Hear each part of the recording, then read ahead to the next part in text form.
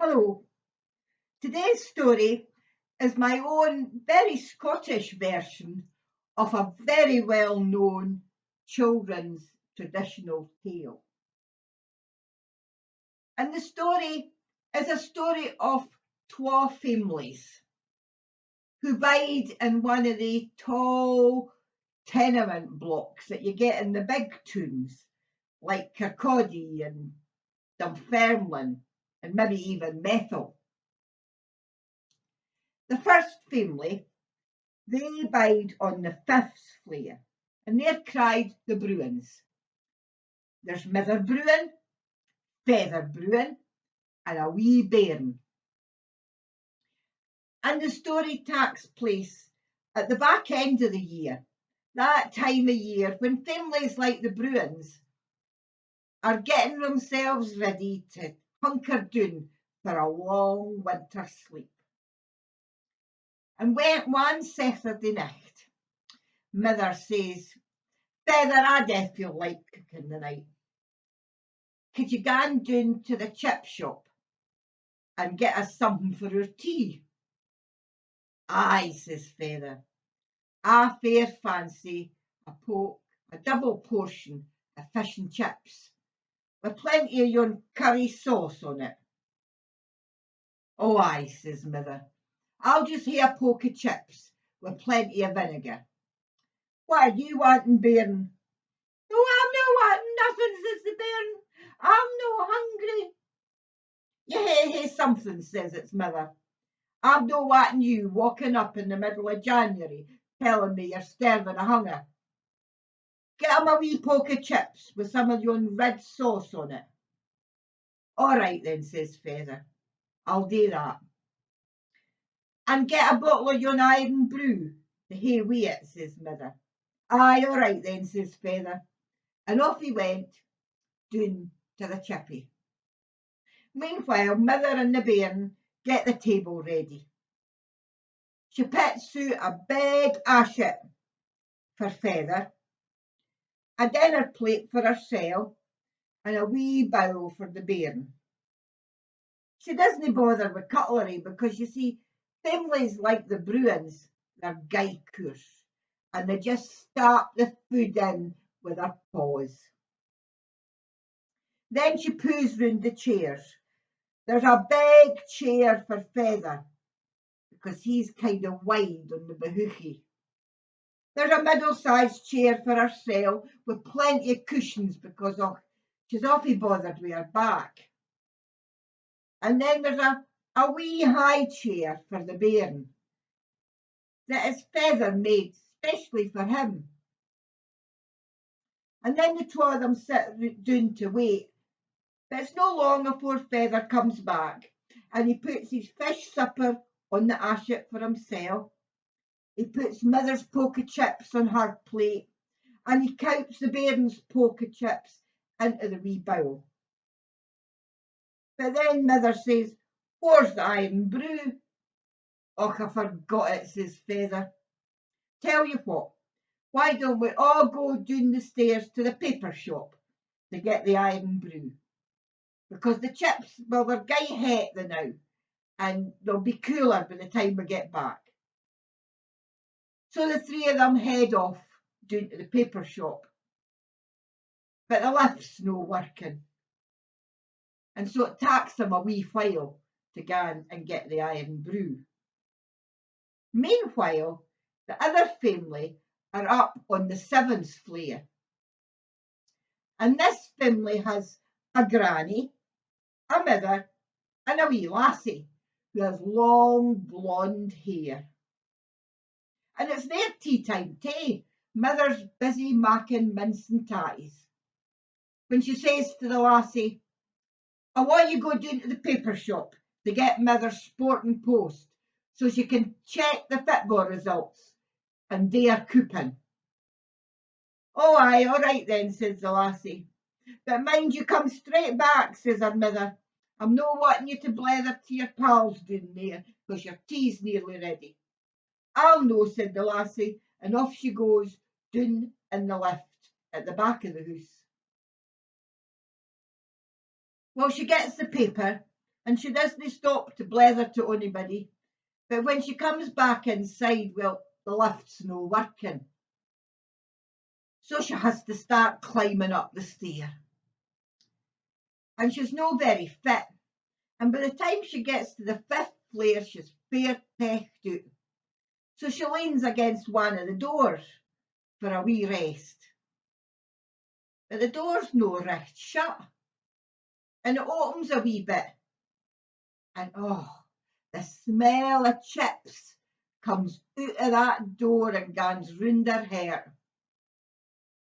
And because she's a wee bit hungry by this time, and because she's a nosy wee lassie, she pushes the door a bit more open and keeks round and sees into the kitchen with the plates of chips sitting there.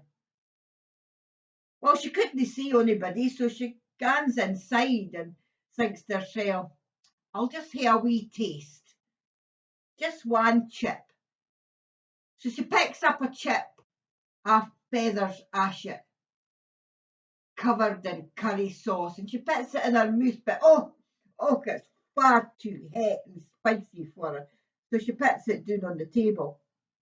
And then she picks up one of the chips from mother's plate. And when she puts it in her mouth, it's our nippy that, with too much vinegar for her. So she picks up a chip out of the bowl with the red sauce on it. And it's braw. So she has another one and another one. And you ken what it's like once you get started. Before she kent what she was doing, she'd eaten a whole bowl of chips. So she decides to have a wee seat before she goes back up the stair. And she sits down on the great big chair, making greasy finger marks all over it, but it's far too hard for her. So she tries the middle-sized chair, again making greasy finger marks and some tomato sauce drips on the cushions, but the cushions make it far soft for her. So she moves over to the high chair, but as soon as she tries to sit on it, does it no break. Well, she wanders off to see if she can find somewhere else to sit down, and she goes into the big bedroom, and there she sees a great big bed. And she tries to make herself comfy on it, again leaving greasy finger marks everywhere, but far too hard. So she tries the other bed in the room, but it's covered in cushions and far soft. So she comes out of that room and she goes into the wee bedroom, and there's a wee bed, and she lies down on it, and it's that comfy she falls fast asleep. Meanwhile, the Bruins come back, and when they get to the front door, Mother says, "Did you no lock that door, Feather?" "Oh, I thought you did," he said. And carefully, they open the door and keek in, but they didn't see anybody. And they gan out and put the iron brew down on the table, and Feather looks and says, "Somebody's been tasting my chips. Look at that soggy one lying on the table." And Mother looks at her plate and says, "And somebody's been tasting mine, and look, there's one lying on the table and it looks as if it's been souped." And the wee bairn looks at his bowl and says, "Somebody's been eating all my chips up." Well, then Feather looks out at his chair and he sees all the greasy finger marks on it, and he says, "Somebody's been sitting in my chair." And Mother looks at her chair and sees all the tomato sauce and the greasy finger marks on the cushions, and she says, "Somebody's been sitting on my chair too." And the bairn looks at his chair and says, "Somebody's sat on my chair and broken it."